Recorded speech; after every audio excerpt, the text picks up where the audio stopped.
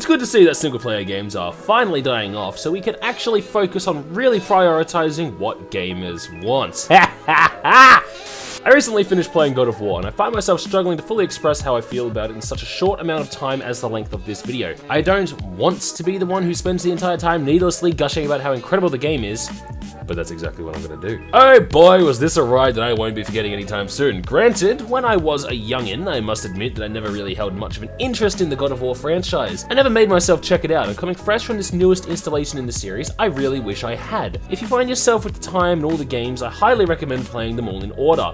For those of you who don't have time, here's a brief overview.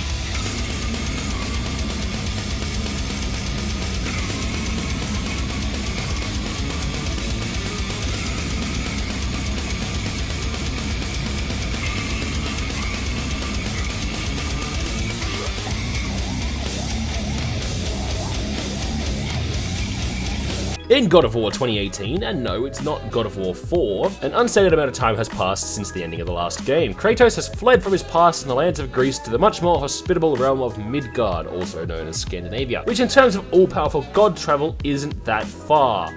Here we find him in the last moments of sending his wife to the afterlife with nothing more than the overwhelming grief of losing his love, being left with a son he doesn't know how to be a father to, and the final wish of his wife to have her ashes scattered from the highest peak in all the realms. In comparison to all the other games, the story of this one is quite subdued. You're not on a rampaging quest of vengeance and worldly destruction, you are literally just trying to be a good father, say goodbye to your wife, and climb a fucking mountain. If that sounds boring, well, you'd be wrong. It's astounding the amount of thought and effort the writers put into this game, where something as simple as climbing a mountain can become one of the most convoluted, emotional, and heart-wrenching stories that I have experienced in quite a long time. Everything comes back to Kratos trying to be a good father. You might be asking yourself, how could this guy ever be a good father? He has literally killed his entire family and most of the planet before. And to that I say, yeah, that's actually a fair point. The way they address these themes and questions is done so well that while I was watching them in game, they had complete command of my attention. There were a good number of characters in the game, and I was pleasantly surprised to find that I actually liked all of them. When was the last time you played a game where a villain was evil for more reason than,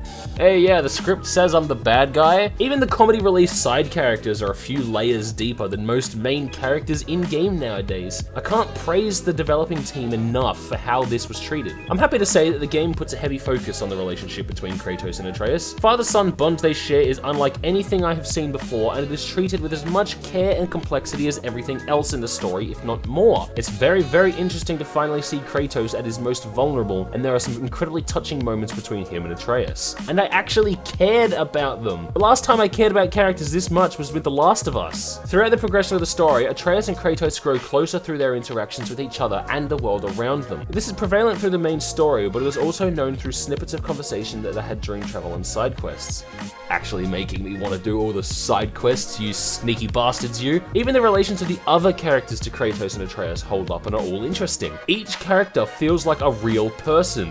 They're constantly changing and fluctuating as things in the world progress and change around them, and it makes it feel so real. It's multi-dimensional. During my 3-year study of screen media and storytelling, I came across a principle of dramatic writing called Chekhov's gun. The basic principle is quite simple, basically stating that every element of a story must be relevant and pertain to the story. For example, if attention is brought to a rifle hanging on a wall, then that gun must come into play or be shot sometime in the future. There were so many elements in God of War's story that used this principle that I was quite simply shocked at how well it was used. One particular item, which I will explain to you without spoiling, was brought up in the game, and the use of that item was quickly resolved, so I thought nothing more of it. Until it was brought up again later, where it was once again resolved. So I thought it was done, only to be brought up again later in a way that I never saw coming and was very cool. There were no arse pulls in this story, and it's fucking incredible. The writers have done a bang-up job on this game, and I hope that other publishers and developers look onto this as a great example of how to do things right. I have so much more to say about this, but I want to keep the video as concise as possible. So, graphically speaking, the game is fabulous. God of War has always been known for taking it up to an 11 in scale and twisting that dial until it fucking breaks. And this game follows suit perfectly. The whole game is built so beautifully that it honestly gets a little exhausting at times. However, no matter what you see while in control of the characters, it does not even compare to what you see during the cinematic moments of the game. Breathtaking is one word I would use to describe it. Musically though, I feel conflicted. There is no doubt in my mind that the soundtrack to this game is as incredible as the rest of it, and Bear McCreary was a great choice. When the music was playing, it perfectly merged with what was happening on screen and pushed everything up another rung on the ladder of quality. It 100% suited the game and elevated the experience to something greater that I think a lesser composer would have failed at. However,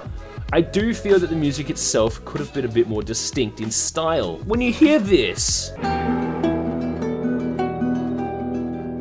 or this,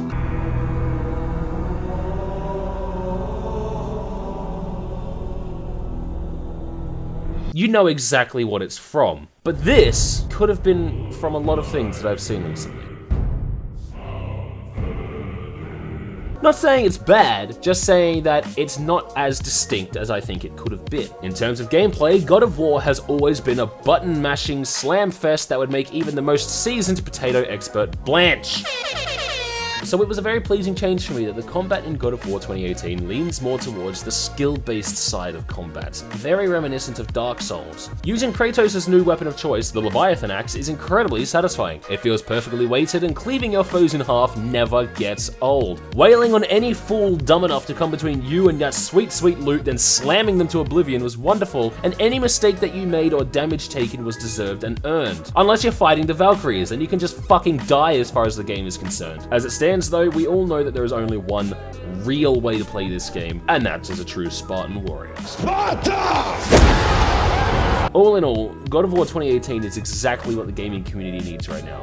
In a system dominated by multiplayer games and publishers who are trying to squeeze as much money from our pockets as they are legally allowed to, it's great to see someone stand out and above everyone, showing that quality and dedication to making something worth buying are what we as gamers really want. I hope that someone somewhere sees what has happened here with God of War, and they take note and they start making the changes that we all are desperately wanting to see.